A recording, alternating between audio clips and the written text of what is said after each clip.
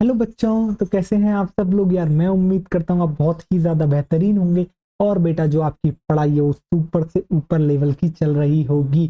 और रिवीजन भी बहुत बेहतरीन तरीके से आप लोग कर रहे होंगे। तो बेटा एक और रैपिड रिवीजन लेक्चर मैं आपके आगे लेके आ चुका हूँ। आज मैं आपको रिवाइज कराऊंगा क्या, excretory product and there elimination का बेटा लेक्चर 2 मैं आज आपको रिवाइज कराने वाला हूँ। ठीक है, रैपिडली रिवाइज करते हैं। चलो आओ देखो। तो बेटा मैंने आपको पढ़ाया था इसके अंदर ह्यूमन एक्सक्रीटरी सिस्टम। तो बेटा ह्यूमन एक्सक्रीटरी सिस्टम आपका किन किन से मिलकर बना है, उसके कंपोनेंट्स क्या क्या है। एक तो बेटा वन पेयर ऑफ किडनीज आपको देखने को मिलती है, वन पेयर यूरेटर देखने को मिलते हैं, वन यूरिनरी ब्लैडर देखने को मिलता है, एक यूरेथ्रा आपको देखने को मिलता है। ठीक है, फिर इसके बाद देखो बेटा मैंने आपको कराया था ये डायग्राम। इस डायग्राम में मैंने आपको क्या बताया, देखो एक तरफ है राइट किडनी, एक तरफ है लेफ्ट किडनी। जो आपको बेटा राइट किडनी दिख रही है वो स्लाइटली लोअर होती है। क्यों? आपकी किससे बेटा, लेफ्ट किडनी से। लेफ्ट किडनी अगर आपकी यहाँ तो बेटा राइट किडनी आपकी यहाँ है। क्यों नीचे है? क्यों? क्योंकि बेटा ऊपर की तरफ यहाँ लिवर प्रेजेंट है जो कि इसको नीचे की तरफ थोड़ा पुश कर रहा है। ठीक है, इसी किडनी के ऊपर आपको देखने को मिलती है बेटा एक ग्लैंड जिसको कहते हो एड्रीनल ग्लैंड। ठीक है बेटा, फिर आपको पता है बेटा किडनी को क्या ऑक्सीजनेटेड ब्लड चाहिए, बिल्कुल चाहिए। क्या ब्लड यूज करके डीऑक्सीजनेटेड ब्लड भी अपनी इसे निकालना चाहती है किडनी बाहर, बिल्कुल। तो बेटा कहीं ना कहीं इनके लिए कनेक्शन होंगे ब्लड वेसल्स के। तो बेटा अयोटा और वेना केवा से इनका कनेक्शन होता है। अयोटा से जो ब्लड लेके जा रही है बेटा आपकी किडनीज की तरफ वेसल, उसको कहते हैं बेटा रीनल आर्टरी। और जो किडनीज से वेना केवा की तरफ ब्लड लेके जा रही है उसको हम कहते हैं बेटा आपके रीनल वेन। अब इसी किडनी में से बेटा आपके यूरेटर्स भी निकल रहे होते हैं जो कि बेटा आपको यूरिन को लेके जाते हैं और कहाँ पर स्टोर करते हैं, एक बैग लाइक स्ट्रक्चर में जिसको आप कहते हो बेटा यूरिनरी ब्लैडर। ये यूरिनरी ब्लैडर बेटा आगे कनेक्टेड होता है किससे, आपके यूरेथ्रा से, जिसके थ्रू आप बेटा एक्सक्रीट आउट कर देते हो क्या, आपका यूरिन। तो आपको समझ में आ गया बेटा बार बार से कैसा स्ट्रक्चर दिख रहा है। अब देखो जब मैं बेटा किडनी की बात करता हूं तो किडनी जो है बेटा वो आपकी रेडिश ब्राउन कलर की होती है और बीन शेप इसका स्ट्रक्चर होता है, यानी कि राजमा जैसी आपकी किडनी आपको देखने को मिलती है। अगर कोई आपसे इसकी पोजीशन पूछता है तो बेटा लास्ट थोरेसिक वर्टिब्रे यानी कि T12 और थर्ड लंबर वर्टिब्रे के बीच में प्रेजेंट होती है।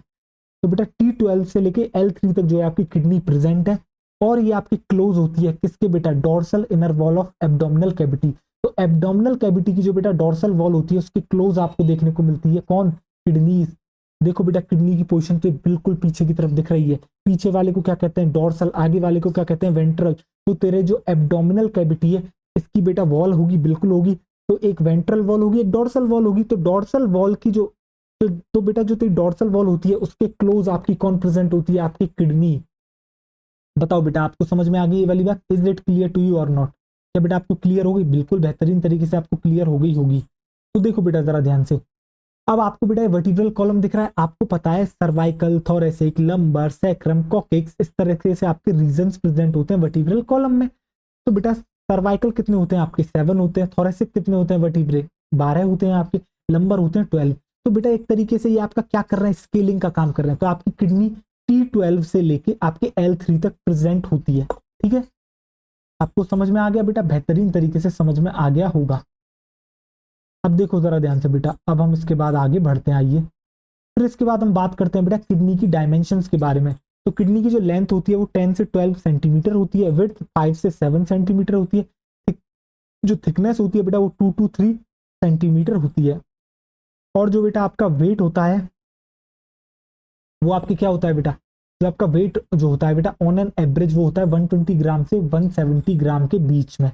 ठीक है, इसके बाद हम बात करते हैं बेटा इसके ट्रांसवर्स सेक्शन के बारे में किडनी के। सपोज करो किडनी यो काट दी, अब आपको क्या दिख रहा है, एक तो बेटा यूरेटर इसके यूरेटर से निकलता हुआ दिख रहा है। दूसरा आपको रीनल वेन इससे निकलती हुई दिख रही है। एंट्री करते हुए कौन दिख रहा है, रीनल आर्टरी। और बेटा नर्व भी इसके थ्रू एंटर कर रही है आपके। ठीक है, जिसके थ्रू ये एंटर करते हैं बेटा, ये जो आपको गोला सा दिख रहा है इस ओपनिंग को कहा जाता है बेटा हाइलम। अब आपकी जो किडनी होती है वो एक्चुअली दो जोन्स में डिवाइडेड होती है। आउटर जोन को कहते हैं बेटा रीनल कॉर्टेक्स, जो अंदर वाली जोन होती है उसको कहते हैं रीनल मेडुला। जिसके अंदर बेटा आपको दिख रहा होगा ये जो रीनल मेडुला है ये आपका जो है बेटा डिवाइडेड है किसमें, आपके कॉनिकल मासेस में। इन कॉनिकल मासेस को कहा जाता है बेटा आपके क्या कहा जाता है, मेडुलरी पिरामिड। ठीक है, और ये जो मेडुलरी पिरामिड के ऊपर आपको ये लाइंस दिख रही हैं ये एक्चुअली में नेफ्रॉन्स को डिनोट कर रही हैं। ठीक है बेटा, अब आपको क्या देखने को मिलता है, कुछ प्रोजेक्शंस आपको देखने को मिलती हैं। यानी कि जो मेडुलरी पिरामिड है बेटा किसी के अंदर प्रोजेक्ट है।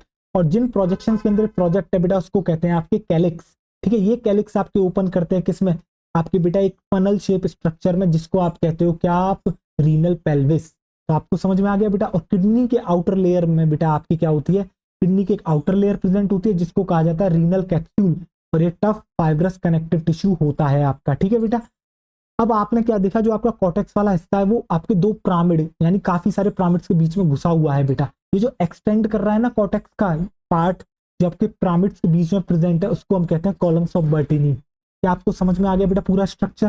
बेहतरीन तरीके से समझ में आ गया होगा। फिर देखो बेटा, मैंने आपको थोड़ा सा एक जो है जूम करके स्ट्रक्चर बताया था। जो आपको लाइंस दिख रही थी वो एक्चुअली में बेटा वो आपका क्या है, नेफ्रॉन, जो कि मैंने आपको दिखा दिया। आउटर वाला पार्ट कॉर्टेक्स, अंदर वाला पार्ट मेडुला। अब ये जो आपको दिख रहा है कलेक्टिंग डक्ट, आप जानते हो नेफ्रॉन की कलेक्टिंग डक्ट होती है बेटा। तो बेटा ये जो नेफ्रॉन की आपको जो दिख रही है कलेक्टिंग डक्ट है, ये कलेक्टिंग डक्ट बेटा मेडुलरी पिरामिड के थ्रू आपके कैलिक्स के होते हुए आपके मेडुलरी पिरामिड के थ्रू बेटा माइनर कैलिक्स में खुलती है। आपके माइनर कैलिक्स मिलके बनाते हैं मेजर कैलिक्स। मेजर कैलिक्स जो है बेटा वो आपके ओपन करते हैं किसमें, रीनल पेल्विस में। तो इस तरीके से जो है बेटा एक कनेक्शन आपका क्या होता है, प्रेजेंट होता है। आपको समझ में आ रहा है बेटा? आपको बेहतरीन तरीके से समझ में आ रहा होगा।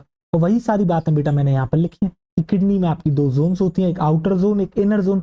आउटर जोन आपकी कॉर्टेक्स कहलाती है, इनर जोन आपकी बेटा मेडुला कहलाती है। ठीक है, तो बेटा जो किडनी की कॉन्केव साइड होती है, ये देखो ये कॉन्केव साइड, इसी इसी जगह से बेटा आपकी जो ओपनिंग प्रेजेंट होती है, इस ओपनिंग को कहा जाता है बेटा हाइलम। और इस हाइलम के थ्रू क्या हो रहा है, रीनल आर्टरी और नर्व तो एंट्री ले रही हैं किडनी में, बट रीनल वेन और यूरेटर बेटा किडनी से क्या कर रहे हैं, आपके एग्जिट कर रहे हैं।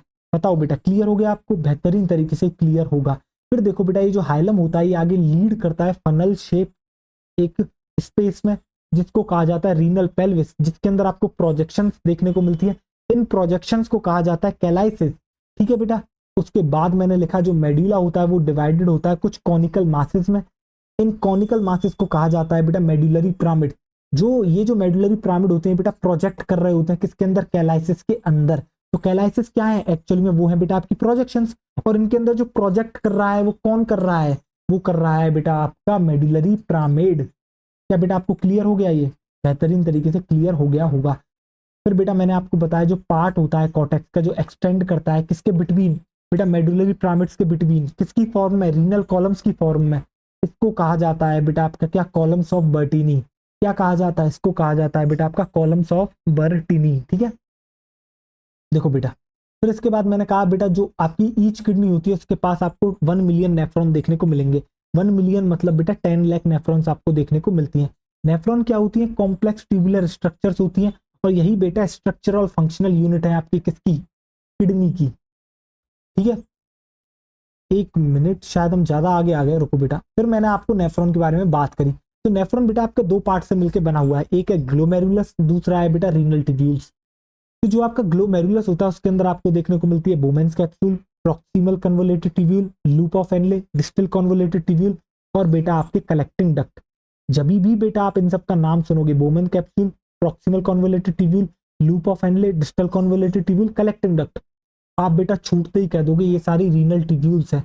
और ग्लोमेरुलस अलग होता है बेटा। ग्लोमेरुलस क्या होता है, आपका टफ्ट ऑफ कैपिलरीज, गुच्छा है बेटा एक कैपिलरीज का।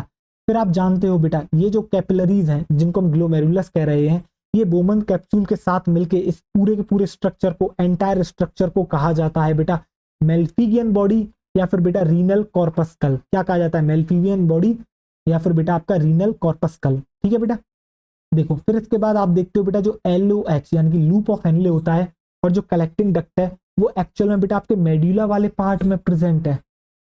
जबकि मेल्फिगियन बॉडी जो कि बेटा किससे मिलके बनी है, आपके ग्लोमेरुलस और बेटा बोमेन्स कैप्सूल। तो बेटा मेल्फिगियन बॉडी आपके PCT और आपके DCT ये प्रेजेंट होते हैं बेटा कॉर्टेक्स वाले रीजन में। तो आपको क्या बच्चों याद रहेगा कि कौन सा पार्ट नेफ्रॉन का किस रीजन में आपका बेटा प्रेजेंट है। ठीक है, फिर मैंने बनाया बेटा आपके आगे एक डायग्राम नेफ्रॉन का, जरा देखिए। आप क्या देखते हो बेटा, रीनल आर्टरी से ब्लड जो आगे लेके आती है, रीनल आर्टरी डिवाइड कर देती है और बना लेते हैं कुछ फाइन आर्टीरियोल्स जिनको कहा जाता है एफरेंट आर्टीरियल। जो एफरेंट आर्टीरियल बेटा ग्लोमेरुलस तक ब्लड लेके जा रहे हैं। फिर बाद में ग्लोमेरुलस से उस ब्लड को आगे कौन लेके जा रहा है, इफरेंट आर्टीरियल। ये इफरेंट आर्टीरियल बेटा DCT के अराउंड क्या कर लेती है, आपका बेटा एक नेटवर्क फॉर्म कर लेती है। इसी नेटवर्क को कहा जाता है पेरिट्यूबुलर कैपिलरी। ये पेरिट्यूबुलर कैपिलरी उसके बाद बेटा क्या करती है, एक यू शेप आपकी स्ट्रक्चर फॉर्म कर लेती है। किसके अराउंड बेटा, आपके लूप ऑफ हेनले के अराउंड। इसको कहते हैं बेटा वासा रेक्टा। और देन बेटा ये वासा रेक्टा आगे क्या करती है, फिर बेटा यही वही है बेटा पेरिट्यूबुलर कैपिलरी, ये एक और नेटवर्क बनाती है पीसीटी के अराउंड। इसको फिर कह रहे हैं बेटा पेरिट्यूबुलर कैपिलरी। फिर ये पेरिट्यूबुलर कैपिलरी बेटा रीनल वेन में मिल जाती है, ठीक है, यानी कि मर्ज कर जाती है। तो बेटा रीनल आर्टरी से लेकर रीनल वेन तक की पूरी कहानी आपको समझ में आ गई, किस तरीके से ब्लड आपका फ्लो कर रहा है।